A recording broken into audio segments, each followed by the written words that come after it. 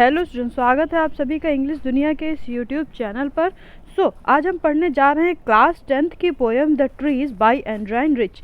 तो इससे पहले कि हम अपनी पोएम को स्टार्ट करें, एक बार साथ में कहते हैं, इंग्लिश दुनिया में आए हैं तो कुछ सीख के जाना है, बाहरी दुनिया में अगर आपको सफलता पाना है। देखिए, आज हमारे वीडियो के में लास्ट तक बने रहिए, क्योंकि लास्ट में हम हाई स्कूल और इंटर यूपी बोर्ड की एक बहुत बड़ी न्यूज़ लेकर के आए हैं, जो आप लोगों को वीडियो के लास्ट में हम देंगे। और आज बहुत ही खुशी की बात है कि हमारा जो पोइट्री सेक्शन है क्लास 10th का, वो आज यहाँ से ख़त्म होता है। ये आज लास्ट पोएम है, और इंटर का जो पोइट्री सेक्शन है वो मैंने पहले ही ख़त्म कर दिया है।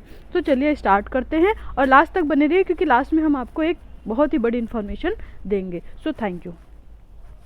The trees inside are moving out into the forest that was empty all these days, where no birds could sit, no insect hide, no sun bury its feet in shadow. The forest that was empty all these nights will be full of trees by morning. क्या कह रहा है यहाँ पे? देखिए, जो एंड्राइन rich है ये एक फेमिनिस्ट पोएट है, फीमेल्स के ऊपर लिखती हैं। और ये जो ट्रीज़ हैं, यहाँ पे ट्रीज़ ना होकर के ये एक सिम्बॉलिकली ट्रीज़ हैं, मतलब कि वुमेंस हैं। ये वुमेंस को रिप्रेजेंट कर रहे हैं। ट्रीज़ जो हैं ये वुमेंस को रिप्रेजेंट कर रहे हैं। हमारे यहाँ की जो महिलाएं हैं उन्हें पहले से ही बता के रखा गया है, बहुत ही लंबे समय से प्रथा चली आ रही है कि महिलाओं को घर के अंदर रहना चाहिए, उन्हें बाहर जाने की आज़ादी नहीं है।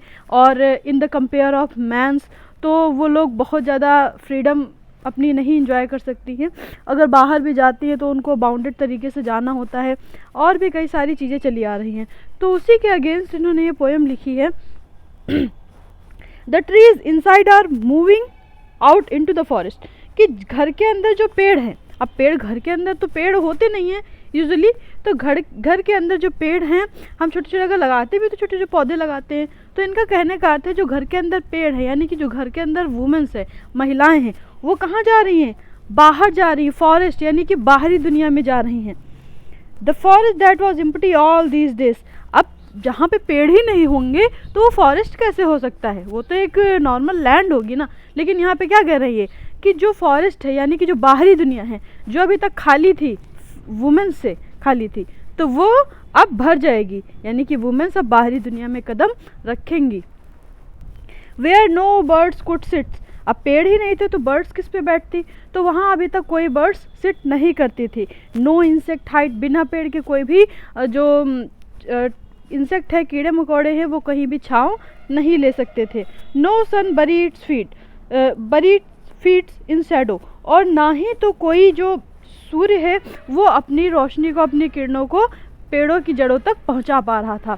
लेकिन the forest that was empty all these nights, जो इतनी रातों से जो जंगल था, जो खाली था, will be full of trees by morning, वो कल पेड़ों से भरा होगा। इट मीन्स वो दुनिया जो इतने समय से वुमेन से खाली थी, जहाँ पे महिलाएं बाहर नहीं निकलती थी, आगे नहीं बढ़ती थी, वो अब बाहर निकलेंगी, और ये दुनिया जैसे कि आदमियों से भरा हुआ है, वैसे ही वुमेन से भी भरा हुआ होगा। चलिए आगे देखते हैं। All nights the roots work to disengaging themselves from the cracks, क्या कह रहे हैं कि पूरी रात जो जड़ें हैं वो काम करती रही, किस चीज़ पर? अपने आप को उखाड़ने पर। अपने मतलब जो घर के अंदर ट्रीज थे वो अपनी जड़ों को अपने घरों से उखाड़ रहे थे। मतलब कि जो महिलाएं हैं, जो इतनी सारी हाइपोथेसिस ऑर्थोडॉक्स मेंटालिटी से जकड़ी हुई हैं, जिन बेड़ियों में बंधी हुई हैं, उनको वो तोड़ रही हैं और तोड़ करके बाहर निकलने की कोशिश कर रही हैं। तो पूरी रात उन्होंने अपनी उन बेड़ियों को तोड़ने का प्रयास किया है। तो वही यहाँ पे ट्रीज़ को कह रहे हैं कि ट्रीज़ जो हैं वो अपनी जड़ों को डिसएंगेज करने की कोशिश कर रहे हैं अपने क्रैक से। In the veranda floor the leaves strain toward the glass, small twigs stiff with exertion, long cramped bough shuffling under the roof like newly discharged patient, half dazed moving to the clinic doors।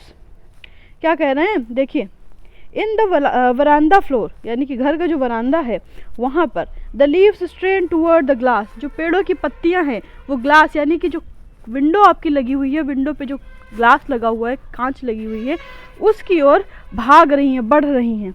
Small twigs stiff with exertion, जो छोटी छोटी पेड़ों की टहनियाँ हैं वो अपने आप को वहाँ से हटाने की और बाहर जाने की कोशिश कर रही हैं। Long cramped bought shuffling under the roof, और कई कई सारी दरारें पड़ गई हैं, क्रैम्प पड़ गए हैं।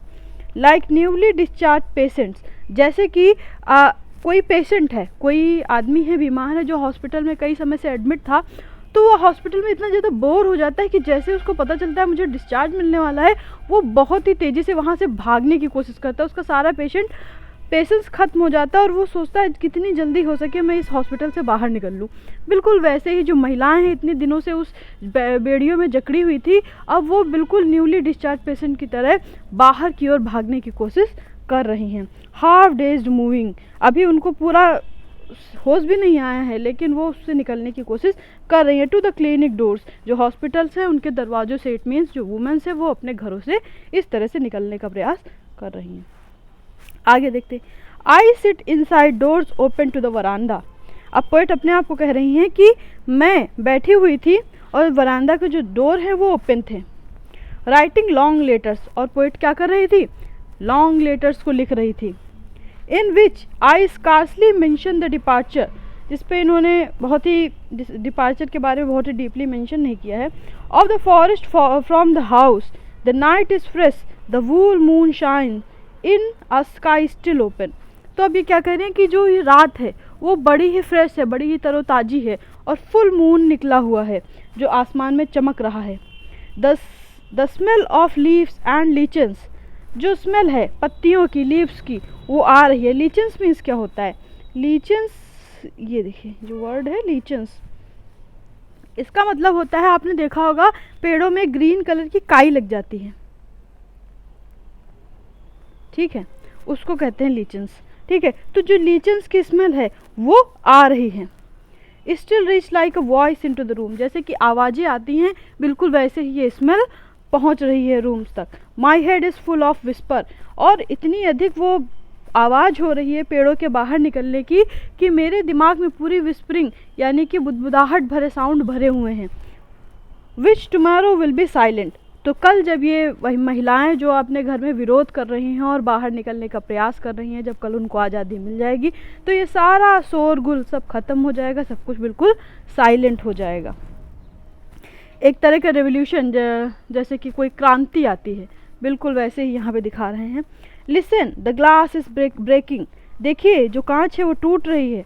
The trees are stumbling forward, और जो पेड़ हैं वो आगे की ओर बढ़ रहे हैं।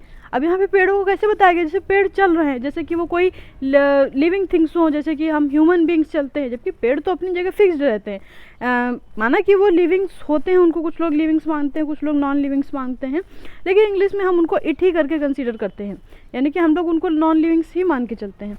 तो क्या हो रहा है कि उनको बता रहे हैं कि वो चल रहे हैं पेड़, तो ये भी एक तरह का पर्सोनिफिकेशन यानी मानवीयकरण अलंकार है। ठीक है, into the night winds rush to meet them, और रात का समय है, जो हवाएं हैं वो उनसे मिलने के लिए दौड़ रही हैं। The moon is broken like a mirror, और चांद जो है वो ऐसा लग रहा है कि जैसे एक मिरर टूटा हुआ होता है, बिल्कुल वैसे ही चांद टूटा हुआ दिख रहा है। इसका मतलब आप समझ पाए कि चांद टूटा हुआ कैसे हो सकता है, देखिए हम समझाते हैं। Its pieces flash now in the crown of the tallest oak, ये देखिए यहाँ पे मैंने इमेज दी है, यहाँ पे ओक का ट्री है, और उस ओक के ट्री की वजह से यहाँ पे बीच बीच में जो इसकी टहनियाँ हैं उनसे जो है चांद का पोर्शन छिपा हुआ है। तो ऐसा लग रहा है कि जो चांद है वो यहाँ से बिल्कुल टूटा हुआ है, ब्रोकन है इन जगहों से। तो इस तरह का वो फील हो रहा है कि चांद जो है वो ब्रोकन है।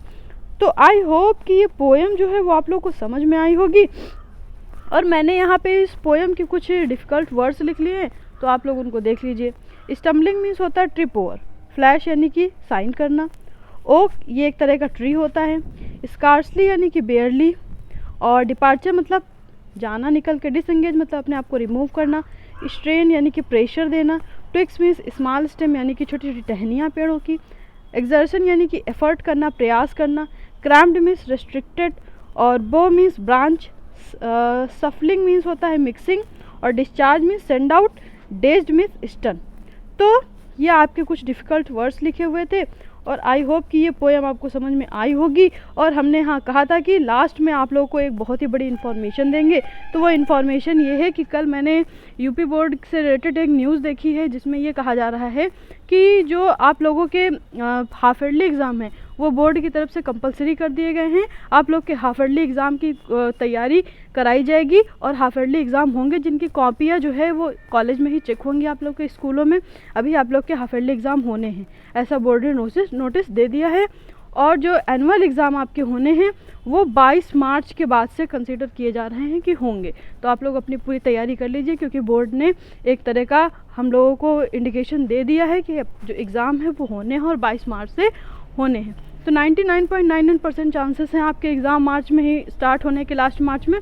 तो आप लोग उसके हिसाब से अपनी तैयारियां करते रहिए। So thank you student. अगर आपको कुछ भी समझ में नहीं आया तो कमेंट बॉक्स में लिख सकते हैं, और ऐसे ही और वीडियोस को पाने के लिए हमारे चैनल को लाइक, शेयर और सब्सक्राइब करना ना भूलें। So thank you.